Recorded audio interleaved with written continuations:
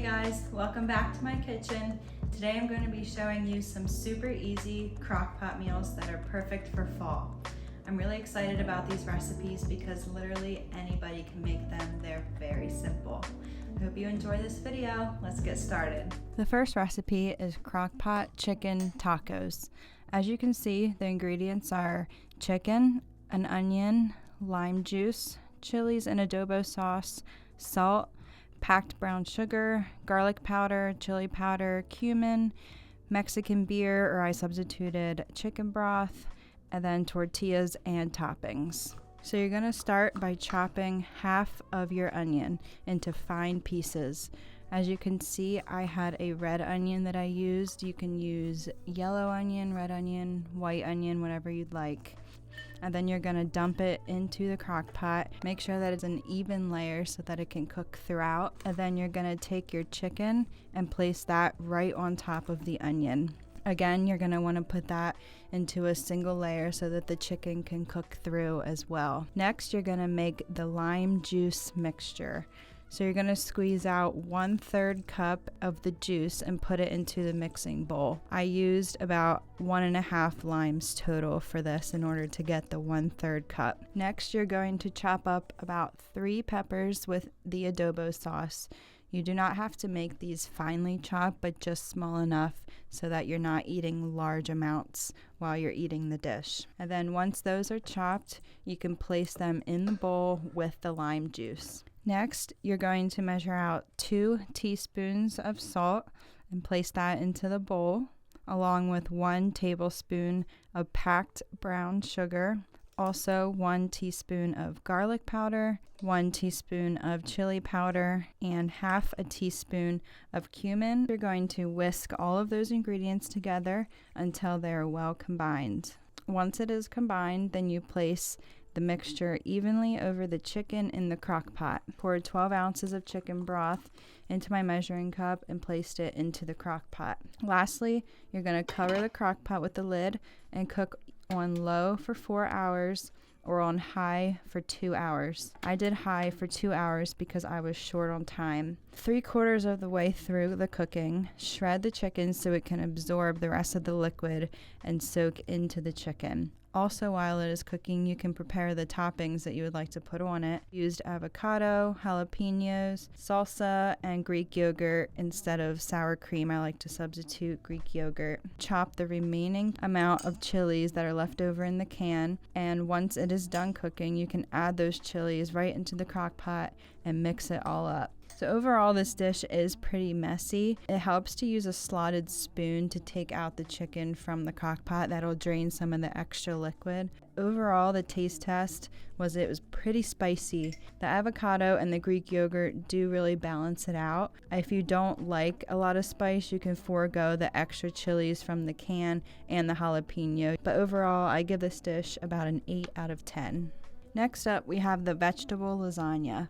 The ingredients are basil, ricotta cheese, eggs, salt, garlic powder, pepper, pasta sauce, lasagna noodles, squash, spinach, grated mozzarella and fresh mozzarella, and some Parmesan to taste. So the first step is to chop up all of your ingredients. This makes it easier to assemble once that time comes. So I started with chopping the zucchini and the squash. I did use 2 of each. They were about medium size, but I could have used just 1 of each, 1 zucchini and 1 squash, because I did have a good amount of extras at the end. You're going to want to slice these pretty thin. They will cook and become soft in the slow cooker, so if you can't get them extremely thin, that's totally fine. Next, you're going to chop up your basil. This recipe calls for about 1/3 cup. I didn't have quite that much, but it came out just fine with what I did have. Instead of chopping it, I just like to pull it apart with my hands. I feel that's easier. Next, you can slice your 8 ounces of fresh mozzarella. This will end up melting on the top of the dish, but it's still important to slice it. It is a really easy cheese to slice, so you shouldn't have any problems with that. And then you can chop up 2 cups of spinach. If you really like spinach, you can use more or less depending on your preference, but it will wilt down into smaller pieces that you won't hardly even taste. I did use a little bit extra because I like extra spinach. So once you have all the ingredients chopped and sliced, we will begin making the ricotta cheese mixture. So you're going to grab a large mixing bowl and add 15 ounces of ricotta, which is typically just one small container. And then you're going to throw in your chopped basil and along with 2 large eggs. You can just crack them right into the bowl. Once that's done, you can stir until combined and the eggs are beaten and everything is smooth. Then you're going to add 1 teaspoon of garlic powder, 1 teaspoon of salt, and half a teaspoon of pepper. You're going to stir all of that again until it is well combined. This ends up being a really soft mixture, and it is easy to combine all of the ingredients because of the ricotta cheese being so soft. So then you're going to grab your crock pot and we will start assembling the lasagna. First, you're going to grab your jar of pasta sauce and spread about 1/4 of the jar into the bottom of the pot. Once that is all smooth, you can add your noodles by breaking them apart and having an even layer. This is tough to do because the crock pot is shaped like an oval and these are rectangles, but just try your best. It doesn't have to be perfect. Once you have your layer of lasagna noodles, you can grab that ricotta mixture and spread about 1/3 of it on the top of the noodles. Noodles will shift around a little bit, but again, that's fine. Next, on top of that, you're going to add the squash. The recipe calls for mushrooms, but my husband and I do not like them, so I just stuck with the zucchini and the squash. So you lay those in a thin layer right on top, and then sprinkle about 1/3 of the total amount of spinach right on top of the veggies, along with 1/3 of the 16 ounces of grated mozzarella. You're going to repeat this process until you're out of ingredients or your crock pot becomes full. I got about 3 layers of ingredients into my 5-quart crock pot, which turned out to be just the right amount. Again, the lasagna noodles are tough to assemble. Just try your best. It'll come out tasting the same no matter how they're placed. Once you've reached the top of your pot, layer with the remaining sauce. I had to use another jar of sauce because I only had about a 25-ounce jar, so I do recommend getting about 30 ounces or so for this recipe. Then once you lay the sauce down, you can add the 8 ounces of the fresh mozzarella that you had sliced before. Lastly, you're going to take your lid and a clean towel.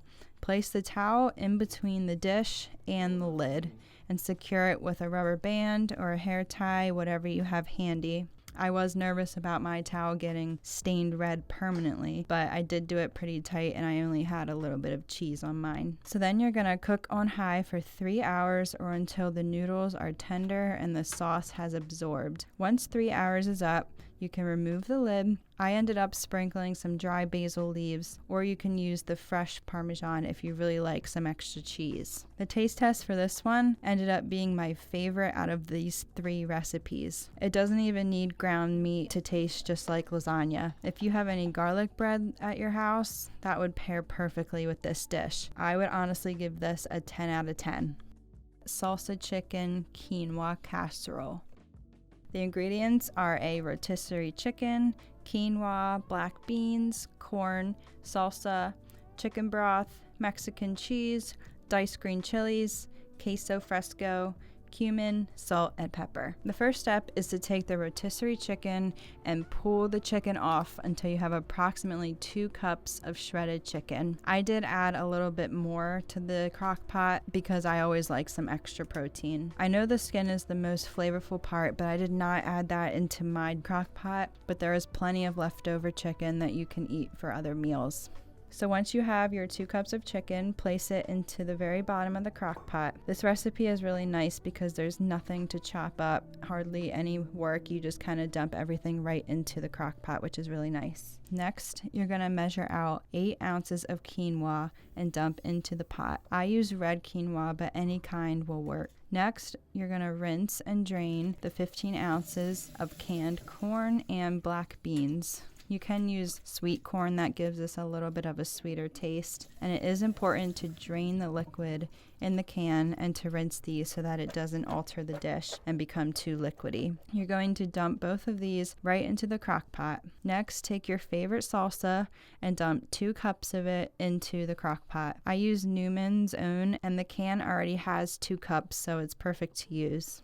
Then you measure 1 cup of chicken broth and place it right on top. You will need 1 more cup later on, so make sure that you have 2 cups total. Then take the 8 ounces of Mexican shredded cheese and use half of the bag to sprinkle the 4 ounces on top of the ingredients. Again, you'll need the other 4 ounces later along with the 1 cup of chicken broth. Then you'll need 1 small 4-ounce can of diced green chilies. This you can place right into the pot. You do not need to drain it at all. This will add a little bit of spice to the dish, but not too much. Next, we will add the spices. You're going to take 1 teaspoon of cumin and half a teaspoon of both salt and pepper and put those right into the crock pot. Lastly, we will crumble the queso fresco. This was a little bit of a tough ingredient for me to find. I had to go to 2 different grocery stores, but it is a very mild cheese. If you can't find it at your local store, you can use any other mild cheese, just substitute it. So I just got out a sheet pan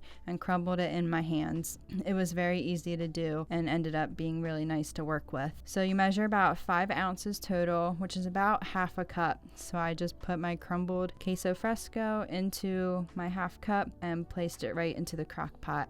I then took a spatula and flattened out the dish so that it can cook evenly. And then you're going to take your remaining 1 cup of chicken broth and your 4 ounces of cheese right on the top of all of the other ingredients. You can cover and cook either on low for 6 to 8 hours or high for 4 hours. I did mine on high for 4 hours. Once it is done, you can remove the lid and place any toppings that you would like. I used cilantro, baby tomatoes, avocado, and Greek yogurt instead of sour cream. The taste test for this one, I really liked the rotisserie chicken. It made this recipe extra good and flavorful. It really wasn't too spicy, but had a nice flavor. I'll give this one a 9 out of 10. Well, I really hope you enjoyed this video and can use these recipes for some easy dinners on busy weeknights. Thank you so much for watching.